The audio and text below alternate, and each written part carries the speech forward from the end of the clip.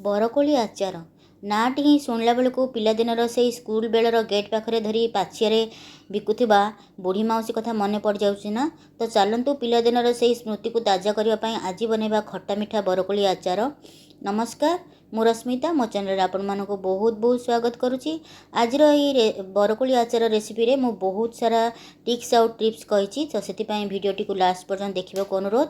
आउ भिडटी भल लगे गोटे लाइक देदेवे, सांगर लिंक के साथ शेयर करने और सब्सक्राइब करनथिले सब्सक्राइब करने को जमारू भूलिबेनि।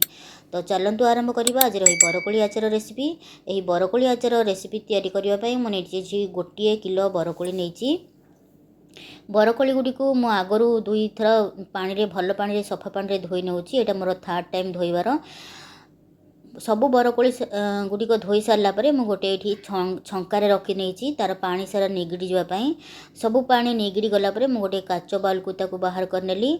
सब आचार तैयारी करला बेले काच कि चीना माटी कि माटी पात्र एमती व्यवहार करेंगे तो भल टेस्ट भल रहिबो।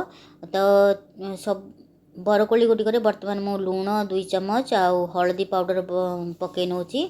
आउ ताकू गोटे राति पर्यंत सढ़ियापाई छाड़नेबी।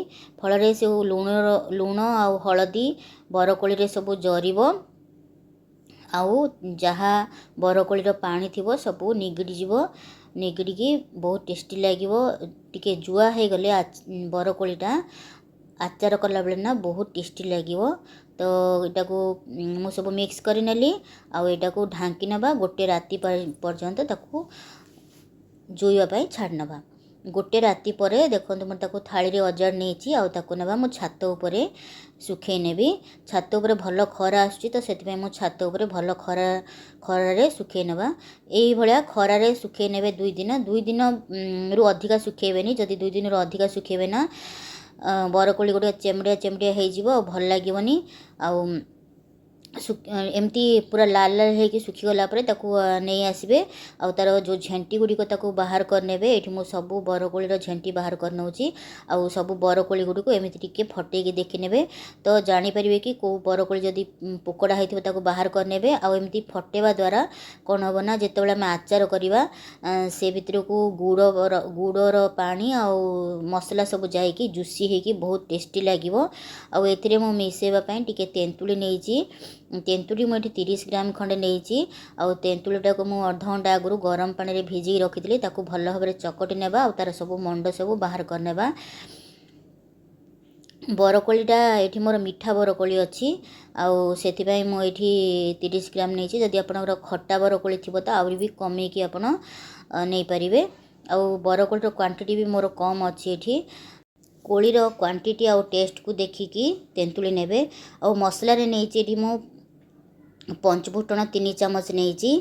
आउ पान मधुरी नहीं 2 चमच। पंचफुटण रे आमर सोरिष अच्छी कला जीरा अच्छी तापरे मेथी अच्छी से मुझे अब ऐड करूनी। जीरा पकेली मुझे 1.5 चमच। जेतिकी परिमाण रे पान मधुरी नेबे तार हाफ नेबे जीरा। आउ सुखिला लंका राग पाई नहीं। सुखिला लंका 10टा नहीं। और टिके राग राग लगे आचारटा भल लगे से 10टा नहीं। आपण को जी दरकार लंका से अनुसार नहीं पारे। मुझे पंचफुटणटा एपाई पकई कि पंचफुटण आमर सब प्रकार मसला मिसिक अच्छी। जदि आप पंचफुटण पकाना तो एक्सट्रा मेथी आउ सोरिष भी पकई पारे। ये मसला मोर क्रैकल हो गला आउ भल भाव भाजी हो गला। बर्तमान ताको ग्राइंडर जार को बाहर करनवा। टिके ताको ठंडा करनवा। ठंडा कर टिके ठंडा हो सारा पर ताकू आम चूरी नवा। ये देखो मोर चूरी सारे। आउ पूरा खदड़िया रखिबेनी कि पूरा मसृण करेंगे।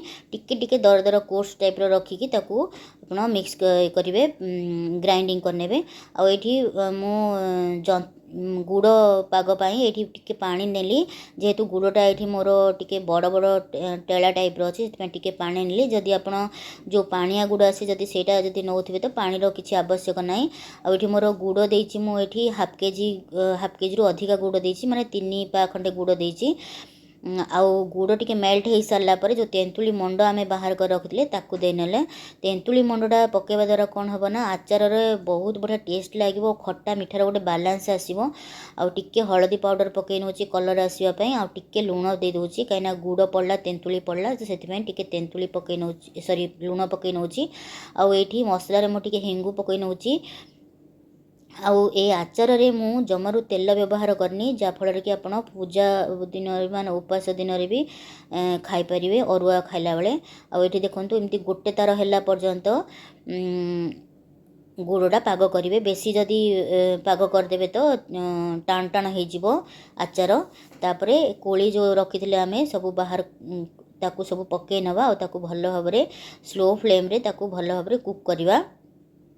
ସ୍ଲୋ ମିଡ଼ିୟମ୍ ଫ୍ଲେମ୍ରେ କୁକ୍ କରିବେ, ହାଇ ଜାଳ ଦେବେନି, ହାଇ ଦେଲେ ତଳ ଲାଖିଯିବ ଆଉ ଗୁଡ଼ଟା ଜଲ୍ଦି ପୋଡ଼ିଆ ହେଇଯିବ, ସେଥିପାଇଁ ଦେବେନି। ଟିକେ କୁକ୍ ହେଇସାରିଲା ପରେ ତାକୁ କ'ଣ କରିବେ ନା ସେ ଯେଉଁ ମସଲା ଯେଉଁ ଆମେ ରଖିଥିଲେ ତାକୁ ପକାଇ ନେବା। ଆଉ କଲର୍ ଆସିବା ପାଇଁ ଟିକେ କାଶ୍ମୀରୀ ରେଡ଼୍ ଚିଲି ପାଉଡ଼ର ପକାଉଛି ମୁଁ ଏଠି। ଆପଣ ଯଦି କାଶ୍ମୀରୀ ରେଡ଼୍ ଚିଲି ପାଉଡ଼ର ନ ପକାଇବାକୁ ଚାହୁଁଛନ୍ତି ତ ବି ସ୍କିପ୍ ବି କରିପାରିବେ। ଆଉ ତାକୁ ଭଲ ଭାବରେ ମିକ୍ସ କରିନେବା। ଯେତିକି ମୁଁ ମସଲା କରିଥିଲି ତାର ଅଧାରୁ ଅଧିକା ପକାଇ ନେଲି, ଆଉ ଟିକେ ହେବ ମସଲା ରଖିଛି, ଲାଷ୍ଟକୁ ଆମେ ମିଶାଇବା। ଲାଷ୍ଟକୁ ମିଶାଇଲେ କ'ଣ ହେବ ନା ମୋ ଆଚାରଟା ଭଲ ବାସ୍ନା ହେବ। ଆଉ ଏମିତି କୋଳିଟା ଟିକେ ଫୁଟିଲା ସମୟରେ ତାକୁ ଏମିତି ଟିକେ ଟିକେ ଦାବି ଦାବି ଦେବେ, ଫଳରେ କୋଳି ଭିତରେ ସବୁ ଆମର ଗୁଡ଼ ପାଣି ମସଲା ସବୁ ଜରିଯିବ। ଆଉ ଟିକେ ଥଣ୍ଡା ହେଇସାରିଲା ପରେ ମସଲାକୁ ଏଡ଼୍ କରିଥିଲି, ଯେଉଁଟାକି ମୋର ସ୍କିପ୍ ହେଇଯାଇଛି।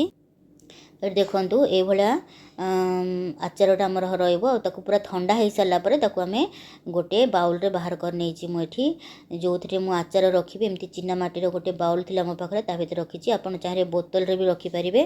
ଆଉ ମୁଁ ଏଠି ତେଲ ବ୍ୟବହାର କରିନି, ଯଦି ଆପଣ ତେଲ ପକାଇବାକୁ ଚାହୁଁଛନ୍ତି ତ ତେଲକୁ ଗରମ କରିକି ଏଥିରେ ପକାଇବେ। ଏଇଥିରେ ମୁଁ ତେଲ କାହିଁକି ପକାଇନି ନା ଯେଉଁ ପୂଜାପୂଜି ଦିନରେ ବି ଆମେ ଅରୁଆ ସାଙ୍ଗରେ ଖାଇପାରିବା। ଆଉ ଏଟାକୁ ଟିକେ ଖରା 2 ଦିନ ଖଣ୍ଡେ ଦେଇନେବେ। ଆଉ ଯଦି ମଝିରେ ମଝିରେ ଦେଖିବେ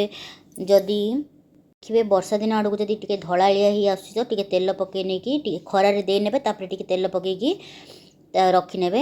ଆଶା କରୁଛି ଭିଡ଼ିଓଟି ଆପଣମାନଙ୍କୁ ଭଲ ଲାଗିବ। ଆଉ କେବେ ଓଦା ଚାମଚ ବ୍ୟବହାର କରିବେନି। ରହିଲି, ନମସ୍କାର।